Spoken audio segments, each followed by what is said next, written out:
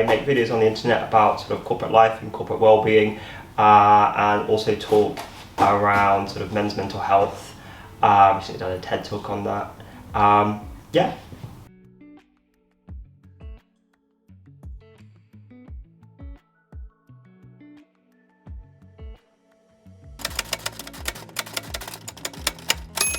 In 2020 we all went into sort of the lockdown, and at that time I was working a job that I just qualified as a lawyer. I joined a private practice firm, and sort of pre-lockdown I was working in this team with this supervisor who is really good. He was the most intense person that I've ever worked with, in that he'd constantly be sort of checking in on me, sort of questioning my judgment, calling me stupid, just making life really, really difficult. And I'd obviously just joined this organisation, so I obviously wanted to try and make a good impression, but everything I did, I just couldn't win. So I was kind of coming into the office, I'd get in early so I could sort of basically cry in the bathroom, sort of like throw up throughout the day, and like get coffee to keep me awake because I hadn't really slept the night before because I'd been so worried. I think there was one time I called in sick, but I knew I was going to because I couldn't possibly come in the next day because I was so stressed. So I'd already packed my laptop from the office the night before, called in sick because I couldn't physically like get myself into the office because I was that stressed and just worried about the job and what was going to be said to me that day. And then I was just about to quit. I was like 3 months into this job, and I thought, I don't want to like live like this. I just moved back to my parents' house from Cheltenham whilst I started this new job and was kind of getting settled in. I thought, if I quit, it's not the end of the world. I can sort of make this work. Spoke to my parents about it, and then Boris Johnson announced COVID lockdown. I was like, oh, probably shouldn't quit my job right now because it's not looking great.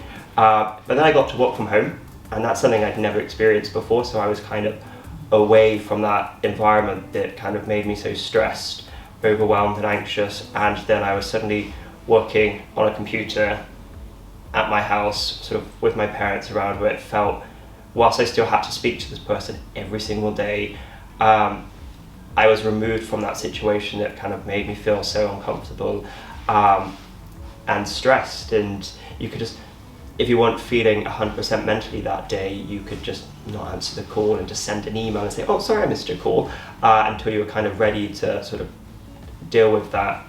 And that was in 2020, and during that time I started watching on Instagram Reels, because I'm an old man, like videos of like Rod and Corporate Natalie and Laura and Jenna, and I started watching them and I thought, oh, like I relate to that, all these sort of work from home nuances or corporate life jokes and stuff. And then we're flying on through 2020, and we're going through it, so I quit. So I left that job, then went in-house as an in-house lawyer for an organisation, and then probably summer 2021, I finally decided to download TikTok at the age of, what was I, like 29. It's like, yes, finally got it, because it's not just people dancing around. There's so much like great and interesting content on there, and I started making it, and I made a video. I think it must have been like my first or second video that I had like no followers. I didn't really think anyone would see this content. It was just a fun, like, creative outlet that I could just post stuff on it. And then I went for a walk, came back and this video popped off. I was like, oops, that wasn't supposed to happen. And then I just carried on doing it because it was really fun to start making this content for people to say, oh, that's me, like I relate to that happens to me, and to suddenly start building this community. And then off the back of that community and people saying they relate to this, I started talking more openly about sort of mental health and well-being and my own sort of experiences. So it was really, really sort of comforting to kind of talk with a wider community of people that are going through this. And then I get to meet amazing people through it that are also doing similar content, talking about similar things. So yeah, that's kind of how I got into content creation. something that I always try and keep in mind, like regardless of what comes off the back of the social media stuff and all the like incredible opportunities that I've had, I always keep in mind why and how this all started. This came from a really sort of uncomfortable, like anxiety-inducing experience that impacted me in such a intense way that's something I always try and keep in mind. Whatever happens, the reason this is happening is because of that. And I'm very sort of fortunate and proud to have been able to have almost turned such a negative experience into something that I'm super proud of. The community that we've built, I'm super proud of. The opportunities that have come and the sort of stories that I can share to hopefully help other people. It's just such an incredible thing sort of to have done over the last 2 years.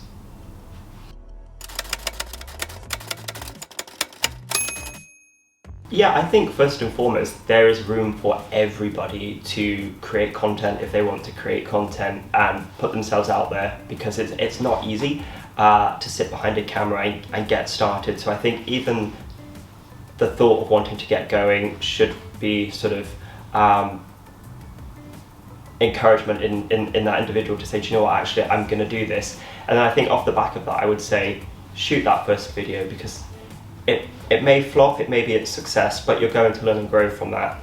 And whilst it is a saturated market and there are so many incredible creators out there, there is only one you. So the content that you're putting out there is going to be your personality. You may be saying the same thing as somebody else, but you're going to say it in a different way. You've got stories that perhaps other people don't have. You're going to have stories that are unique to you. So posting around them is definitely going to help make you stand out, because that's your individuality. And I would also say kind of create content with a purpose if you want to kind of get into content creation. Because of the sort of the nature of the content we create, it's kind of related to sort of working life and well-being around that. Making sure that what you're putting out there has a reasoning behind it, not just posting sort of for the sake of it, which is great if that's what you do, but you're going to build a stronger community of people within that same sort of area or niche or whatever that you enjoy and you talk about, and your experiences are around that. So that's what I would say. Then just do it. Do you know what? That's so funny, because that was my perception before I started making content, like in 2021, was that, oh, you just post a video and you're an overnight success, or there's no, like, it's really easy, you just press start, post it, or you like dance or whatever. I can't dance, that's for sure. And I think that until I got into actually creating content and posting it,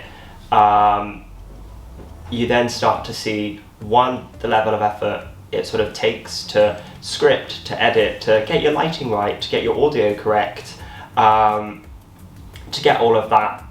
Even in like a 30-second video to a minute, sometimes it could take an hour, 2 hours to create that one bit of content, which is insane. Like, you don't actually realize that until you're in it, and then you can have like a full-on sort of setup like this, and sort of the level of work it takes off of that. So yeah, I was definitely very naive to the fact that this is a whole business operation. When you then start factoring in the commercial side of things as well, like the brand partnerships and contract negotiations, agencies, all of that, there's a lot of work, but it's great, and I sort of love being part of it.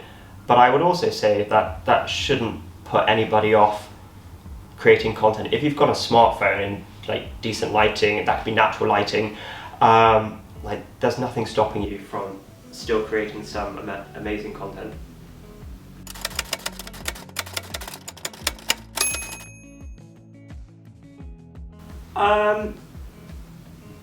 Legal wise, it's not that funny. Like the space that I'm in, so I do a lot of like data protection, commercial contract, intellectual property. So it doesn't get that funny at all, but social media, I feel like the funniest one is that I can remember was one that I had a couple of weeks ago that we spoke about, and I don't know why, because it doesn't really align with my niche that I'm in, is a sort of X-rated clothing company reached out and said, hi, it's Christmas holiday season coming up. You have quite a large female following. I think the split is like 60-40. Could you partner with us and gift some of our Christmas lingerie to some of your female followers, and then ask them to post it and sort of tag and stuff? And my initial reaction was like, I'm probably not going to do that, because firstly, that's wholly inappropriate, it's misogynistic, and I wouldn't ever expect anybody to post stuff like that on the internet for the sake of getting some free clothing, or in any capacity if they didn't feel comfortable doing it. So I was like, no, not doing that, that's inappropriate. And then I reflected on it, and I thought, do you know what would be really funny is if I kind of said, yeah, do you know what, let's go, but I'll spin the brief in that instead of me gifting it to like female followers and saying, hey, snap some pics in these and post them and tag me, is that I would put the stuff on and I would make like a whole skit around how I misunderstood the brief, and then you can kind of call out the inappropriateness of the campaign, but also you can still get the brand exposure, but maybe not in the way that they had in mind. And also it's funny, like I don't mind doing stupid stuff, like I've probably done worse, but yeah, they ghosted me and it didn't happen.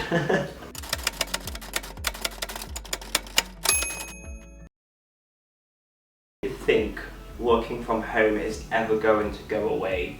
I think that's always going to be an option. I think as we see the younger millennials and also sort of Gen Z and inevitably Gen Alpha, when they come up, having remote working, flexible working options is going to be a huge requirement for so many of them, especially because we all got used to it working from home.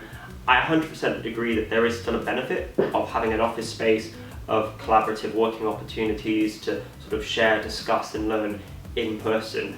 But I also think that employers are going to miss out on great talent, especially up and coming junior talent, if they don't offer flexible working options. How that looks for it, I guess it depends on the organisation and also depends on the individual, because what works for some people might not work for everybody. You could have a small place that actually you don't like being there all day every day because you have no other social interaction, so you love the office, whereas other people might have a 2-hour commute to an office, but it's a job they love, but they can completely do it remotely. And in terms of how I practice as a lawyer, so the firm that I practice with as a consultant, so I do it on like a project basis, so it could be 3 months, 6 months, usually 3 days a week. I wasn't going to commute 3 days a week, but I love working with that organisation, and I think the fact that they are flexible enough and forward-thinking enough to have me still working with their team, and I can commute to the office sort of once every other week, or as and when there's like a team social or a team meeting or somewhere it would be better to discuss in person. But for the most part, a lot of what I can do, because it's all like desk-based, can just be done at home as long as your employees have the correct equipment. There isn't any reason why in my profession I need to be in the office sort of all day every day. I quit my full-time job in January this year is when I left. I turned 30 that same year. Literally, it was the second week of the year. I just broke up with my girlfriend. I just turned 30 and I just quit my job. I was like, wow, 2023, this is the start of a year. And I just think it was really scary walking away from sort of a traditional, admittedly like great professional career as a lawyer. Obviously my parents were super proud that they're like, oh, the boy's a lawyer. I loved being a lawyer, apart from the sort of questionable experiences that we spoke around. I was like, what the hell am I doing? And I think sometimes you just kind of have to jump in and take the risk, and that's kind of part of the fun, is not knowing what's going to happen. And of course there was an element of privilege in the fact that when I did walk away, because I had come from like a decent job, I didn't come with nothing. I'd obviously prepared that I was maybe gonna start, because the social media stuff had started taking off. I kind of thought, I want to do that, and I also want to be a lawyer. So I always had that in my mind. How can I make this work? That's kind of, it made it slightly less scary. But then equally, I kind of thought, well, I guess the risk is damage to my professional reputation.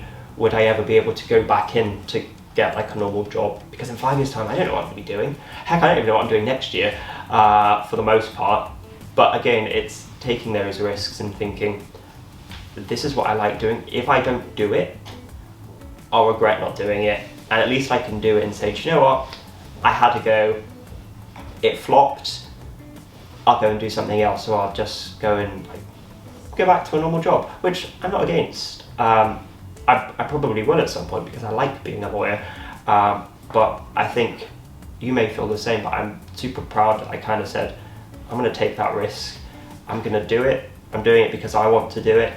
And everything that's come off the back of it has been through being able to have said, oh, do you know what, I'm just gonna go for it. And it hasn't all been easy. Heck, a lot of the stuff you see online, like all of the fun things that we get to do, the sort of still working as a lawyer, like 3 days a week for a couple of months at a time, sounds amazing. And it is. It's like super fun, super exciting, but the impact that has, because it's social media, you're on 24/7, events you need to go to sort of last minute. Being a lawyer still requires me to be a lawyer, but then also balance all the social media stuff, because whilst I get the Monday and Friday to do social media stuff, sometimes the brand's like, mate, I want that video now, and they sent the brief on Tuesday, they want it by that same day because the brand's really pushing, or you've got an event last minute.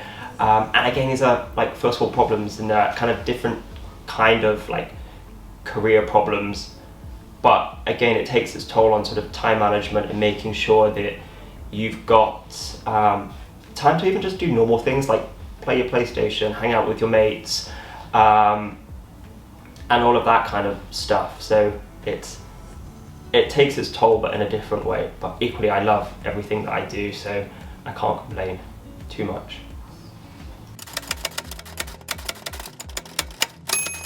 Having like a legal background has helped in a way that when brands send through contracts, and we're sort of discussing the deliverables, the commercials around that, because I know how to comfortably navigate to an extent a contract, because I'm used to advocating for a certain position for clients, it kind of gives you a level of confidence when you're doing that for yourself. Obviously, I'm not going to push in the same way as I would like a multi-million-pound corporation as a client than me, who's definitely not a multi-millionaire or even a millionaire in that case. But I've had a level of comfort saying, actually, no, that's not going in the contract, or I want these protections in the contract. So that's definitely helped. And then I guess in terms of the legal profession and social media content, what's so incredible to see is that there are so many talented lawyers and legal creators out there. We had an event earlier this year, it was Legal EdCon, and the first panel of the day was like the impact of lawfluencers, is sort of the legal media is calling us, talking about sort of why we do what we do and sort of the impact of it on the legal profession. So it's really encouraging to see it being accepted to an extent within what's a traditional sort of profession. But what's great is being able to see people from all aspects of the profession talking about their experiences, sharing their thoughts around things, or if there's sort of changes to the legal profession, like when we went from the LPC to the SQE, which is like the new sort of postgraduate course you kind of have to do before you qualify. There was a lot of commentary on that on social media, so I think that's great, because even if you take it from a diversity and inclusion perspective, not everybody has access to people within the profession. for example, a lot of the big firms, the big hitters, the Magic Circle firms are all based in central London. Say, for example, you've got somebody based up in Liverpool. That's a 3-4 hour train journey, and a lot of students may not have like the cash to spare to pay for a day down in London, or they've got the time to take off from their part-time job to get down here, or have family support to be able to get them here to go to those open days, to kind of experience these firms. So to see it on social media, to have online discussions around that, creates access to the profession to people that may not have otherwise considered themselves at these like prestigious firms. And off the back of that, we're seeing more and more law firms now join TikTok and Instagram, not just posting stuff on LinkedIn, which again is going to, I think, create such a value for so many people.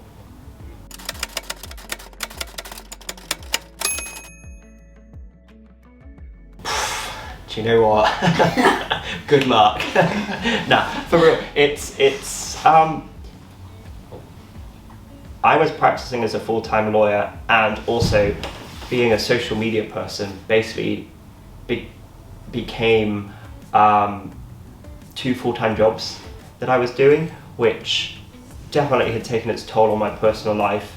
And that's when I started to rethink, how can I do both, but in a way that's not all-consuming. So balancing a full-time 9-to-5 job and a passion project is hard work, and it's not easy in any sense. But I wouldn't necessarily do something drastic and quit your 9-to-5 whilst you're still building up that passion project. And I also think that passion projects don't necessarily have to be something that makes you money. You can just do it because you enjoy it. If it makes you money, then great. And then you can scale it to a sense that could then become your full-time job. But I think make sure that you have appropriate boundaries in, if you are still balancing your sort of 9-to-5 and also like a side hustle, passion project, whatever you want to call it, to make sure that you actually put time in for yourself. If that's just to read a book, go for a walk, see your mates, whatever it may be that works for you, make sure that you put that time in, otherwise you will burn out. And then you'll start resenting your 9-to-5 job. You'll start potentially sort of being pulled up on things that maybe you're slipping in terms of your performance because you're taking on too much. And ultimately you're just going to burn out, and you're not going to be as effective in any capacity. So I think do what you enjoy, do your 9-to-5, because that's going to keep that stable income coming in for you, but make sure you prioritize yourself and your well-being.